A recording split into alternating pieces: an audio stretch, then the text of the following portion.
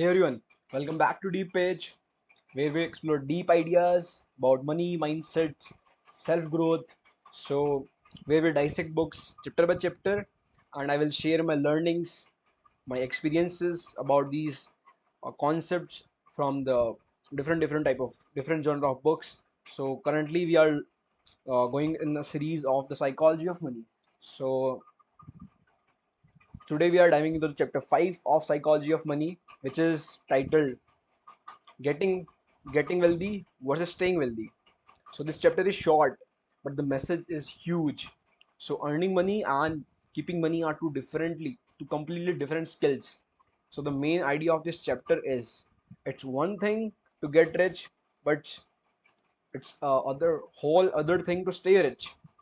So like Morgan Housel writes something really powerful in this chapter. Getting money requires taking risks. Keeping money requires humility and fear. So these two different type of qualities, you should have both of them so that you can become rich and also stay rich. So think about it. You might earn a lot of stocks. You might earn a lot of money from the stocks, businesses, cryptos, or real estates.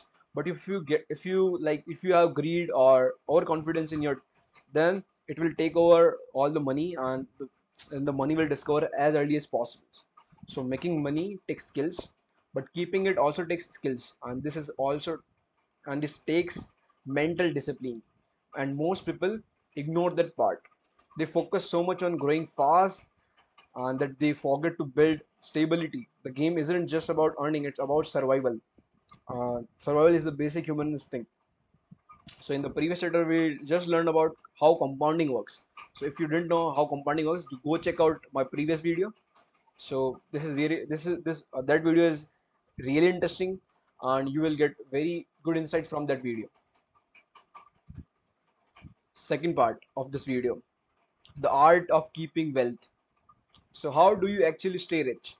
According to the Housel, there are three key traits in the person who can stay rich: vigilance, always be alert; humility, accept that you are not invincible, be humble to everyone; and frugality, live below your means even when you don't have to. So you have to live below your means. Means you do not, like, you earn like 50,000 per month and you like really spending 60 1 lakh on your monthly. So it's just a waste of money, or just a waste of your entire life. It's not just about saving money, it's about having the mindset to not let lifestyle inflation take over. So people get rich and then upgrade everything like car, home, gadgets.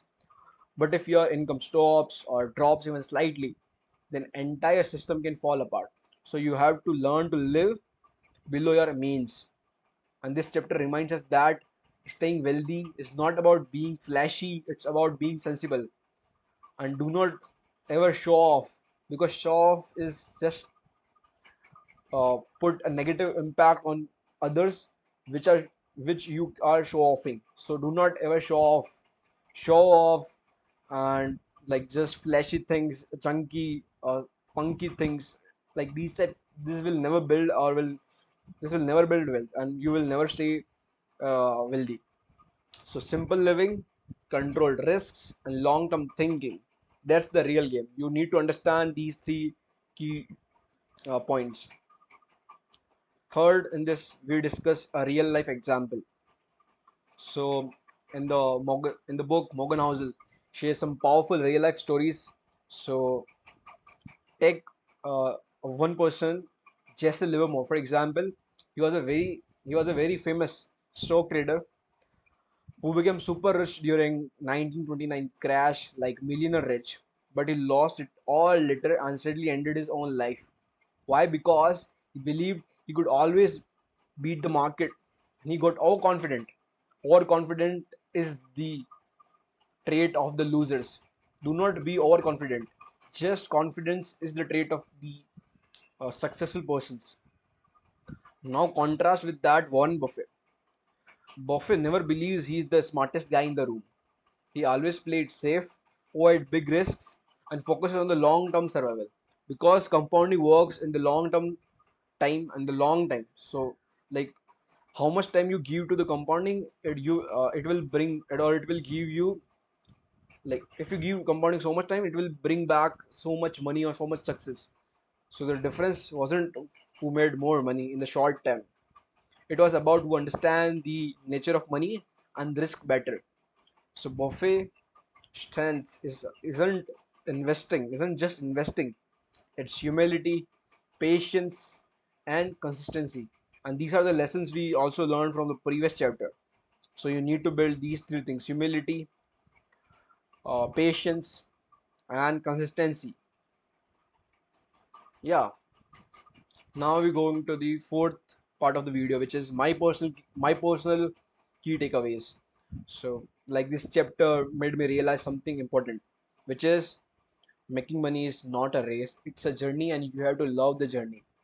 Because the person will become happy when he enjoy his journey throughout the, like throughout the throughout the reaching the goal. Like when you when you reach the goal, you just become happy. But when you like when you happy when you will be like when you are happy in your whole journey, then you will become happy throughout your life. So you need to learn to enjoy how to become happy in your journey. Do not just be happy when you reach some goal or when you become something. You need to enjoy your learning process. So, and in that journey, it's not about being the fastest or the smartest. It's about being steady, thoughtful, and self-aware.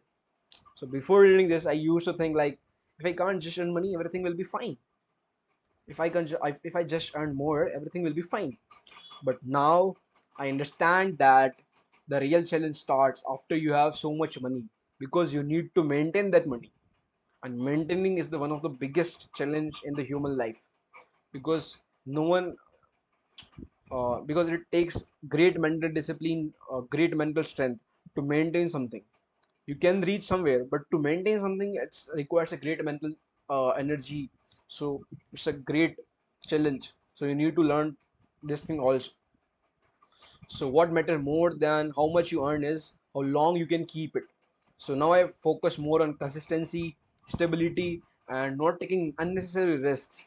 And that's how I'm applying this chapter in my life. So like part 5 of the video, which is what you can learn, and what are the actions you can took from this chapter.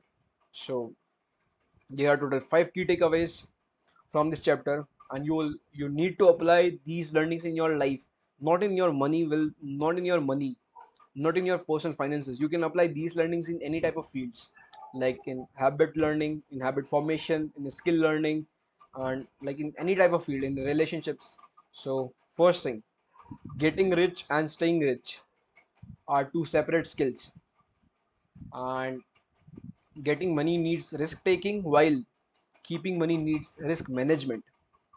So you need to like you need to be very you need balance in both risk taking and risk management. Avoid overconfidence. You don't need to be a hero, just need to survive. Fourth is live simply even when you don't have to, and frugality is underrated. And fifth, finally, see money as security and not just a way to show off. Okay, show off and showcasing are two different things. Show off is like will put negative effect on the other persons, while showcasing will put some positive impact on the persons. Like how you tell the persons effectively about the things, not show off the things. Like you buy the car for showcasing. Just buy some regular car which you can use for your travel purposes. So yeah, that's right. Do not showcase. Be consistent. Learn to think long term. Be humble and be frugal. So that was chapter 5 of The Psychology of Money. If you find this useful, please give it a thumbs up and subscribe to this channel. And chapter 6 is all about luck and risk, and it's going to challenge the way you look at the success. Until next time, stay smart, stay humble, and stay in the game. Thanks for watching DeepPage. Yeah, thank you.